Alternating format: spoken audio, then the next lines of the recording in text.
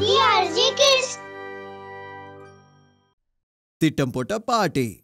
ஒரு சின்ன கிராமத்துல ஷாம் அப்படிங்கிற ஒருத்தர் வாழ்ந்துகிட்டு இருந்தாராம். அவர்கிட்ட கொஞ்சம் நிலம் இருந்துச்சு. அதுல விவசாயம் செஞ்சு அவரோட குடும்பத்தை காப்பாத்திட்டு வந்துகிட்டு இருந்தாரு. பாத்தியா, இந்த தடவை விளைச்சல் ரொம்ப அமோகமா இருக்கு. ஆமாங்க, போன தடவையை விட இந்த தடவை நமக்கு நிறைய காசு கிடைக்கும். அப்பா, அப்படின்னா நமக்கு இருக்கிற எல்லா கடனையும் தீர்த்துடலாம்லப்பா. ஆமாண்டா கண்ணா, இந்த தடவை நம்ம எல்லா கடனையும் அடைச்சிட்டு அடகு வச்சின நம்ம நிலத்தை கூட நம்ம திரும்ப வாங்கிடலாம். மறுபடியும் நல்ல விவசாயம் பண்ணலாம். கொஞ்ச நாள் கடந்து போச்சு. இப்போ அறுவடைக்கான நேரம் வந்துருச்சு. ஆனா திடீர்னு பயங்கரமா மழை பெய்ய ஆரம்பிச்சிடுச்சு. 4 நாள் தொடர்ந்து மழை பெஞ்சுக்கிட்டே இருந்துச்சு. அட கடவுளே, எனக்கு மட்டும் ஏன் இப்படிலாம் நடக்குது? இந்த வருஷம் மழையில எல்லாமே பாலா போயிடுச்சு. இப்ப நம்ம என்ன பண்றது? நாம காத்துட்டு இருக்கிறத தவிர வேற வழியே இல்ல. ஆனா அடுத்த தடவை இத பண்றதுக்கு நம்ம கிட்ட காசு இல்லையே. ஆமா, நம்ம இத்தனை நாளா எதை நம்பிதானே வாழ்ந்துகிட்டு இருக்கோம். ஆனா இப்போ எதுவும் இல்லாம போயிடுச்சு. இப்போ நம்ம என்ன பண்றது? இங்க பாருங்க, இந்த தாலிய அடமானம் வச்சு காசு கொண்டு வாங்க.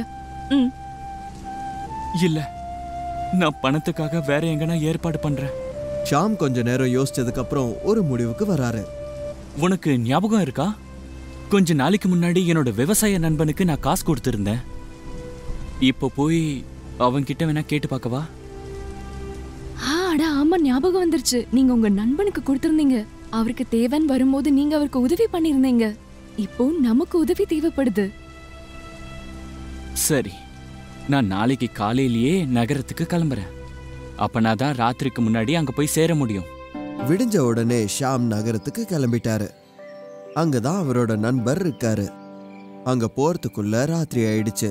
ஆனா அவர் இன்னும் ஊருக்கு போகல. அவர் வேற ஏதோ ஒரு கிராமத்துக்கிட்ட தான் வந்திருக்காரு. அடடா, நகரம் ரொம்ப தூரம் இருக்கே. எனக்கு இப்போ பயங்கரமா பசிக்குது. நான் இங்கே ஏதாவது சாப்பிடுறேன். பக்கத்துல ஒரு சின்ன வீட்டுல வெளிச்சம் இருந்துச்சு.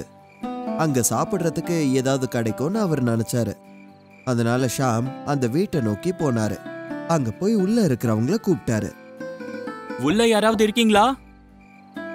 வீட்டுக்குள்ள இருந்து ஒரு வயசான பாட்டியோட குரல் கேட்டுச்சு. யாரு நீங்க? இந்த நேரத்துக்கு எதுக்கு இங்க வந்திருக்கீங்க? இத பாருங்க பாட்டி, நான் ரொம்ப தூரத்துல இருந்து வந்திருக்கேன். எனக்கு ரொம்ப பசிக்குது. சாப்பிடுறதுக்கு ஏதாவது தர முடியுமா? இந்த நேரத்துல என்கிட்ட சாப்பிடறதுக்கு எதுவுமே இல்லையேப்பா. பாட்டிமா, எனக்கு பயங்கரமா பசிக்குது. உங்ககிட்ட என்ன மிச்சம் இருக்கோ அதை கொடுங்க, போதும். பசி என்னால தாங்க முடியல. சரி, என்கிட்ட 2 முட்டை இருக்கு, வேணா சாப்பிடுறியா? சாப்பிடுறேன். கொடுங்க. இந்த உதவியை நான் எப்பவுமே மறக்க மாட்டேன். அந்த பாட்டி உள்ள போனாங்க. 2 முட்டையா வச்சு கொண்டு வந்தாங்க. ஷாம் அந்த முட்டையை சாப்பிட்டு ரொம்ப சந்தோஷப்பட்டாரு. பாட்டிமா, நீங்க எனக்கு சாப்பிட கொடுத்திருக்கீங்க. இதுக்கு கைமாறா நான் என்ன தருவேன்? 2 முட்டைக்கு நீ எனக்கு 5 ரூபா கொடுப்பா, போதும். அது இப்போ என்கிட்ட காசு இல்ல. நான் ஒரு வேலையா நகரத்துக்கு போய்கிட்டு இருக்கேன். நான் நாளைக்கு திரும்பி வரும்போது காசை கொடுத்துடுறேன். நீங்க என்ன நம்புங்க, அது போதும். பரவாயில்லப்பா, நீ திரும்பி வரும்போது எனக்கு காசை கொடு. சரின்னு சொல்லிட்டு ஷாம் அங்கிருந்து கிளம்பிட்டாரு. கொஞ்ச நேரத்துக்கு அப்புறம் அவர் நகரத்துல அவர் நண்பர்கிட்ட வந்துட்டாரு. வாப்பா ஷாம், ரொம்ப நாள் கழிச்சு உன்னை சந்திக்கிறேன். எல்லாம் நல்லா தானே போயிட்டு இருக்கு? நண்பா, எல்லாம் நல்லா போயிட்டு இருக்கு. என்னாச்சு ஷாம்? நீ என்கிட்ட இருந்து எதையோ மறைக்கிற மாதிரி தோணுதே. நீ என்கிட்ட தாராளமா பேசலாம்.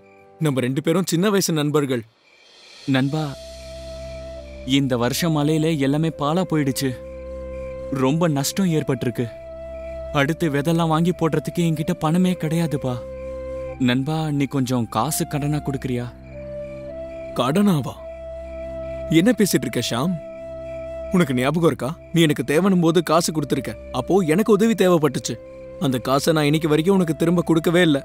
இல்ல, அதை திருப்பி வாங்க நான் வரல. நான் உனக்கு உதவி பண்ணா எனக்கு ரொம்ப சந்தோஷமா இருக்கும் ஷாம். இன்னைக்கு என்கிட்ட இவ்வளவு பொருள் இருக்குன்னா அது எல்லாத்துக்கும் நீதான் காரணம். நீ கொடுத்த காசை வச்சுதான் நான் இந்த நகரத்துல இது எல்லாமே ஆரம்பிச்சேன். இதோ பாரு, இப்போ அதனாலதான் என்கிட்ட இது எல்லாமே இருக்கு. கிஷன் ஷாமுக்கு காசு கொடுக்கறாரு. ராத்திரி நகரத்திலேயே தங்கிட்டு அடுத்த நாள் ஷாம் காசை எடுத்துக்கிட்டு அவரோட ஊருக்கு திரும்பி போறாரு. வழியில அந்த பாட்டியம்மாவோட காசு கொடுக்கணுங்கிறது ஞாபகத்துக்கு வருது. அப்படியே அந்த பாட்டியம்மா வீட்டுக்கு வந்து என்ன சொல்றாருன்னா, பாட்டிமா, நேத்து இந்த பக்கமா நான் போய்கிட்டு இருக்கும்போது நீங்க எனக்கு சாப்பிட முட்டை கொடுத்தீங்க. ஆனா அந்த முட்டைக்கு காசு அப்போ என்கிட்ட இல்ல. அந்த காசை திருப்பி கொடுக்க வந்திருக்கேன். அட, ஒரே நாள்ல உன்கிட்ட எங்க இருந்து காசு வந்துச்சு? நான் நகரத்துக்கு போய் என் நண்பன் கிட்ட காசு வாங்கியிருந்தேன். அப்படி சொன்னதுக்கு அப்புறம் நடந்த விஷயத்த எல்லாத்தையும் அவர் சொல்லிட்டாரு. இதை கேட்டு அந்த பாட்டிக்கு இவர்கிட்ட நிறைய காசு இருக்குன்னு தெரிஞ்சிடுச்சு. அவங்களுக்கு திடீர்னு பேராசை வந்து என்ன சொன்னாங்கன்னா, இங்க பாருப்பா, நீ எனக்கு ரொம்ப கம்மியா காசு கொடுக்கற. நான் உன்கிட்ட சொல்லும் போது இதோட விலை 5 ரூபா இருந்துச்சு. ஆனா இப்ப இதோட விலை 500 ரூபாய். பாட்டிமா, 500 ரூபாய் எப்படி ஆச்சு? இங்க பாருப்பா, நீ சாப்பிட்ட அந்த 2 முட்டை சாதாரண முட்டை இல்ல, 2மே தங்க முட்டைகள். அது அவிக்காம அப்படியே வச்சிருந்தனா அதுக்குள்ள இருந்து இன்னைக்கு கோழி வந்திருக்கும். நாளைக்கு மறுபடி தங்க முட்டைகள் கிடைச்சிருக்கும். அதை வித்தா எனக்கு எத்தனையோ 1000 காசுகள் கிடைச்சிருக்கும். பாட்டிமா, நீங்க என்ன சொல்றீங்க? உங்களுக்கு கொடுக்கறதுக்கு என்கிட்ட அவ்வளவு பணம் இல்ல. நானே என்னோட நிலத்துல விதைய விதைக்க தான் காசு வாங்கிட்டு வந்திருக்கேன். ஷாம் சொல்ற எந்த விஷயத்தையும் அந்த பாட்டி கேட்கவே இல்லை.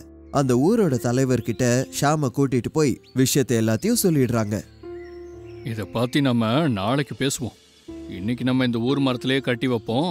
நாளைக்கு நம்ம முடிவெடுத்துக்கலாம். ஷாம அங்க இருக்கிற ஒரு மரத்துல கட்டி வச்சுட்டாங்க. அடுத்த நாள் அந்த பஞ்சாயத்தை பாக்குறதுக்காக ஊர்ல இருக்கிற எல்லாரும் அங்க வந்திருந்தாங்க. ஷாமையும் அங்க கூட்டிட்டு வந்துட்டாங்க. முழுசா என்ன ஆச்சுன்னு விஷயத்த சொல்லுங்க. ஷாம் சொன்னது கேட்டதுக்கு அப்புறம் தலைவர் என்ன சொல்றாருன்னா, முடிவெடுக்கிறதுக்கு எனக்கு இன்னும் கொஞ்ச நாள் தேவைப்படுது. உங்களுக்கு எவ்வளோ நேரம் தேவைப்படும்? அது 1 இல்லை 2 நாள். ஏன்னா நாளைக்கு என்னோட நிலத்துல அறுவடை செய்யணும். அதுக்கப்புறம் தான் எல்லா வேலையும் என்னால் பார்க்க முடியும். நாளன்னைக்கு அதை மார்க்கெட்டில் போய் வித்துட்டு வரணும். தலைவரே, 2 நாள்ல உங்க நிலத்துல பயிர்லாம் தயாரா இருக்குமா என்ன? ஒரே நாளில் கோழியிலிருந்து முட்டை, முட்டையிலிருந்து கோழி நடக்கும்போது இது நடக்காதா? இதை கேட்டதுக்கு அப்புறம் ஊர்ல இருக்கிற எல்லாருக்குமே புரிஞ்சு போச்சு, ஷாமை ஏமாத்துறதுக்காக தான் இந்த பாட்டி அப்படி பண்ணியிருக்காங்கன்னு. பண்ண தப்ப புரிஞ்சுக்கிட்டு ஷாம் கிட்ட போய் அந்த பாட்டி மன்னிப்பும் கேக்குறாங்க. என்ன தயவு செஞ்சு மன்னிச்சிரு. நான் பேராசைப்பட்டு ரொம்ப பெரிய தப்பு பண்ணிட்டேன். பரவாயில்ல பாட்டி, நான் உங்களுக்கு 5 ரூபாய்க்கு பதிலா 10 ரூபாய் தரேன். ஏன்னா நான் ரொம்ப பசியில இருக்கும்போது சாப்பிட்றதுக்கு முட்டை கொடுத்தீங்க இல்லையா? அதுக்கப்புறம் ஷாம் மறுபடியும் அவர் கிராமத்துக்கு வந்து அவரோட வீட்டுல இருக்கிற எல்லாருக்கும் இந்த கதையை சொன்னாரு. பரவாயில்லங்க, கடைசியில நல்லது தானே நடந்திருக்கு. ஊர் தலைவர் நியாயத்து பக்கம் தான் நின்றுக்காரு. ஆமா. சரி, நம்ம விவசாயம் பண்றதுக்கு தயாராகலாமா? அடுத்த நாள் மார்க்கெட்ல இருந்து புது விதையை வாங்கிட்டு வரதுக்கு ஷாம் போறாரு. அதுக்கப்புறம் கொஞ்ச நாள் ஷாமும் அவரோட மனைவியும் நிலத்துல விதைய விதைச்சாங்க. அதுக்கப்புறம் சில மாசத்துல அவரோட நிலத்துல பயிரும் வந்துச்சு. ஊர்லயே இதுதான் ரொம்ப நல்ல பயிர். ஷாமும் சுனிதாவும் 2 பேரும் சேர்ந்து அறுவடை செய்ய ஆரம்பிச்சாங்க. அதை எடுத்துட்டு போய் மார்க்கெட்ல வித்தாங்க. இந்த தடவை அவங்களுக்கு ரொம்ப நல்ல காசு கிடைச்சது. இத பாத்தியா, நமக்கு அதிகமா பணம் வந்திருக்குல்ல. இந்த பணத்தை வச்சு கடனை எல்லாம் அடைச்சிடலாம். ஆமாங்க, இத்தனை நாள் கஷ்டப்பட்டது போதும். இனி நமக்கு விடுதலை தான். சரி, நான் போய் காசை கொடுத்து அடமானம் வச்ச நிலத்தை மீட்டு கொண்டு வரேன். சரி சரி, போயிட்டு வாங்க. ஷாம் அடமானத்துல இருந்து நிலத்தை எடுக்க போறாரு. என்னாச்சு ஷாம்? இந்த தடவை உன்னுடைய பயிர் ரொம்ப நல்லா வளர்ந்துருக்குன்னு கேள்விப்பட்டேன். ஆமாங்க ஐயா. அப்பனா இந்த தடவை கடன் எல்லாத்தையும் நீ அடைச்சிடுவ தானே? என்ன, அதானே விஷயம்? ஆமாங்க ஐயா, நான் காசையும் எடுத்துக்கிட்டு தான் வந்திருக்கேன். அப்படின்னு சொல்லிட்டு காசு கொடுக்கறாரு. சரி, இன்னைக்கு நீ எல்லாத்தையும் முடிச்சிட்ட. ஐயா, என்னோட பத்திரத்தை கொடுக்கறீங்களா? தர இரு. ஐந்தா உன் நிலத்தோட பத்திரம். ரொம்ப நன்றிங்க ஐயா. ஷாம் நிலத்தோட பத்திரத்தை எடுத்துட்டு வீட்டுக்கு வராரு. சுனிதா, ராஜு, வாங்க. நம்ம நிலத்தை மீட்டு கொண்டு வந்துட்டேன் பாருங்க. அப்படின்னா நம்ம நிலம் பூரா இப்ப நம்ம கிட்ட தான் இருக்கா? ஆமாமா, இப்போ நம்ம கிட்ட நிறைய நிலம் இருக்கு. அப்பனா இப்ப நீங்க டிராக்டர் வாங்கிடுவீங்கல்லப்பா? ஆமா கண்ணா, டிராக்டரும் வாங்கிடுறேன். டிராக்டருக்கு முன்னாடி நான் போய் ஸ்வீட் வாங்கிட்டு வரேன். ரொம்ப வருஷம் கழிச்சு நம்ம வீட்ல எல்லாரும் சந்தோஷமா இருக்கோம்ல. அப்பா, நானும் உங்க கூட ஸ்வீட் வாங்க வரவா? வாடா கண்ணா. ஷாமும் ராஜுவும் மார்க்கெட்டுக்கு போறாங்க. ஸ்வீட் வாங்கிட்டு 2 பேரும் வீட்டுக்கே வந்துடுறாங்க. இதோ பாரு, நான் உனக்காக என்ன கொண்டு வந்திருக்கேன்னு. புது புடவையா? ஆனா இன்னைக்கு எந்த பண்டிகையும் இல்லையே. நமக்கு இன்னைக்கு தானே பண்டிகை. அவர் கையால ஸ்வீட்டை எடுத்து சுனிதாக்கும் ராஜுக்கும் ஊட்டி விடுறாரு. அப்பா, இப்போ நம்மளோட நிலத்துல நம்ம எப்ப வேலைய ஆரம்பிக்க போறோம்? இன்னும் 1-2 நாள்ல. ஆனா நீ சரியா படிக்கணும், புரியுதா? விவசாய வேலை நானும் உங்க அம்மாவும் பாத்துக்கிறோம்.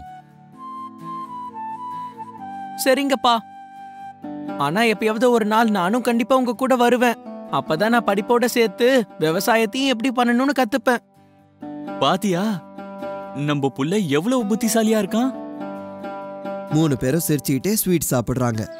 கொஞ்ச நாளுக்கு அப்புறம் ஷாம் அப்புறம் சுனிதா அவங்களோட நிலத்துல விதைய போடுறாங்க. பார்த்துட்டு இருக்கிறதுக்குள்ளேயே இன்னொரு புது பயிரும் வந்துடுது. இப்போ ஷாம் டிராக்டரும் வாங்கிட்டாரு. ஊர்ல இருக்கிறவங்க எல்லார விட ஷாமோட பயிர் தான் ரொம்ப நல்லா